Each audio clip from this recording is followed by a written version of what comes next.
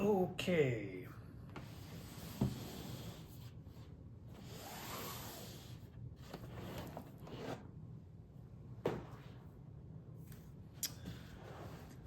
This is the Be a Hero Gaming channel where we talk about gaming and how you can be a hero in your real lives. You can level up, make yourself better, make yourself more effective. I wish I could say that I got all these games out for this video, but I didn't. All of these games have been sitting on my table, have been sitting on this table. You can see back there, someone left the game closet door open. That's one of 3 closets I have with games in them. Not to mention these, and mainly the reason why these are out is because I don't really have a place to put them yet. I'm trying to figure out where to put them. A lot of this stuff we got from Gen Con. If you saw one of my other videos, I bought some mystery boxes where I got some random games. And I want to give a shout out to Pyromancer Rift, who commented on a video I did a week or 2 ago about gaming burnout. And in the video, I talked about losing passion for gaming and feeling kind of burnt out and not having that same excitement that you had before for your games, that you wanted to get your group together and get them out on the table, and what to do about it. And just a brief summary, we talked about 2 things. 1, try a different type of game. Okay, if you've been doing one kind of game for a long time, try something else. And then the other thing, the second thing, probably more importantly, is work on your own life. And I found a lot of times when I'm getting burnt out by playing games, it's because I'm playing too many games and not working on me. I'm not leveling up myself. I'm too worried about leveling up in my games. But Pyromancer Rift commented and said, the real issue is you buy too many games. Only buy things you're excited about. And I never thought a YouTube comment would cause me to reflect for so long. I thought about that for several days. And in fact, I even approached my wife and asked her if she was Pyromancer Rift, because she tells me all the time I buy too many games. And so I thought maybe she created this phony account and made a comment to try to subtly hint to me that I'm buying too many games. No, it wasn't her. It was somebody else. But thank you so much for the comment. Again, I love reading your comments. I love responding to them. They cause me to think and me to reflect. And I thought about that I buy too many games, and I thought, you know what? I think he's right, he or she. I don't know who Pyromancer Rift is, but I think you're right. I probably buy too many games.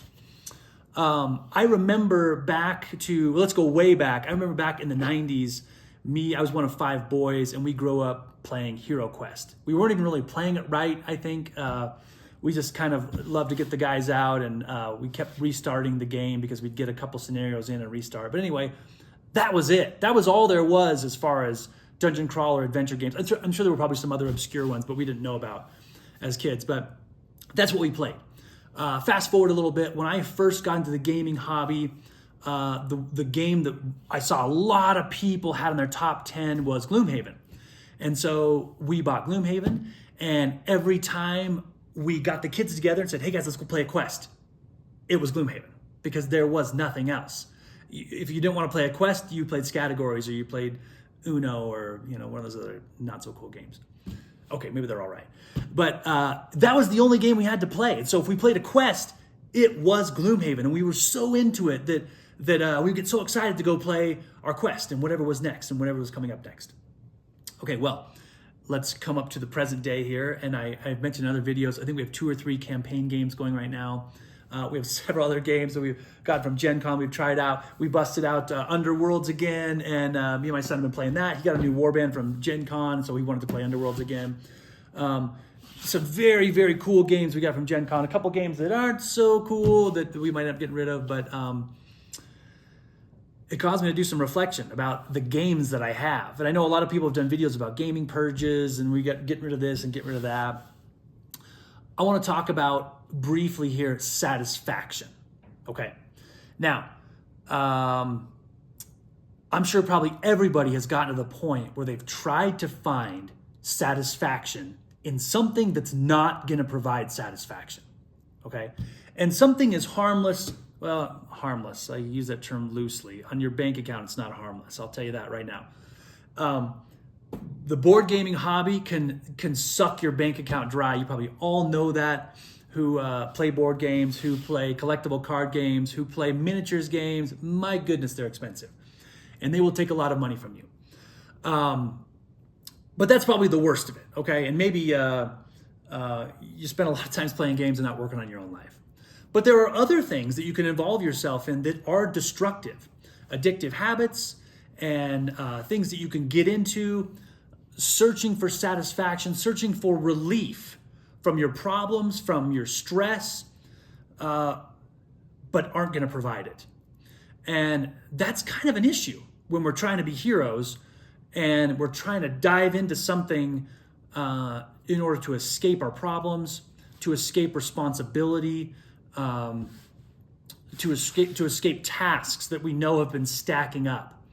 And it's just going to make us feel worse. It's going to make us feel burned out. And as Pyromancer Riff said, it's probably true that the real issue is you're doing too much of this thing, period, and you need to do something else. So with that said, it caused me to think about what kind of games I really like, what kind of games I'm really into. And this might seem way too broad and way too general, but at first I thought fantasy games, and I thought, no, because I like, there's some other games that aren't fantasy that I like too, some kind of sci-fi games. So I thought action adventure. Action adventure is kind of my thing, and maybe I'll start doing more videos on those, getting rid of some of these other games that aren't really action adventure. But I have these games here that I have no place for. I think I mentioned earlier, the game closet back behind me here is one of 3 that's full of games, and my wife, every time she opens the door, freaks out, says, "There's games in every closet. Why are there so many games all over the place?" And I have to find a place to stash my games. I keep saying, I got a wall over here. I keep telling my wife, I was like, "Can I set up a calyx over here? Like a big," she's like, "What's that?" "Like a big shelf, and I can just fill it full of games, that whole wall." She's not really on board with that. She said, "I don't want to come downstairs and stare at all your games against the wall." So we might have to figure something out, and it might mean getting rid of some games. So if you're finding yourself involved in something, whatever that may be, whether it's an addiction that's destructive to you, and I know that's a sensitive topic, and I don't claim to be an expert on that, but try to seek some help from family, friends, professionals. If it's something where you're really in deep, but if it's something like games or something like that, that's maybe not as big of a deal. Maybe to you it is a big deal. I don't know. Try get rid of a few games, stuff you don't play. I know I open up my gaming cabinet and I see, I love that game, I love that game, I love that game, but I haven't played it in months. So do I really love the game that much if I haven't played it in months? I know a lot of people have done videos on this very topic, but the problem is, and this is the problem. The problem is we live in a day and age where there are so many cool games and so many innovations. I know Dice Tower did a video about how when he first started, he would review almost all the new games. I think he started like 10, 15, 20 years ago or something. I can't remember. But he said he would review almost all new games. He said today, it is impossible. There are so many games that come out that he said there's no way for me even just to read the rules and learn how to play these games, let alone do a review on them. And so he's had to limit himself on the games that he reviews and that he does videos on, just because there's so many of them. You can't do all the games. So it's a good problem to have that we have so much cool entertainment available to us, but don't get so wrapped up in the entertainment that you're forgetting about leveling up in your real lives. Again, like I said in the burnout video, if you feel burnt out, you might get rid of a few games. You might just put games aside for a little bit and work on your real life, level yourself up in whatever way you feel like you're deficient, to be more effective as a human being, to be more effective in your family, among your friends, your social circles, your community. Do that for a while, and I promise you, you will find new satisfaction that you didn't know about, because your gains, your levels will be real and they'll apply to you. And it won't be fictitious, it won't be fantasy, it won't be artificial like the games that we play. I tell my son all the time, he hasn't quite gotten it yet, but he wants to have fun all the time. And I tell him that the reason why we have fun is so we can take a break from work.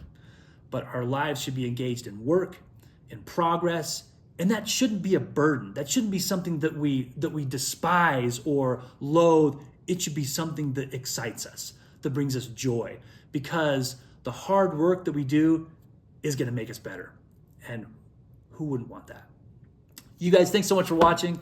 Take care, be heroes out there, and take a break every now and again and play some games.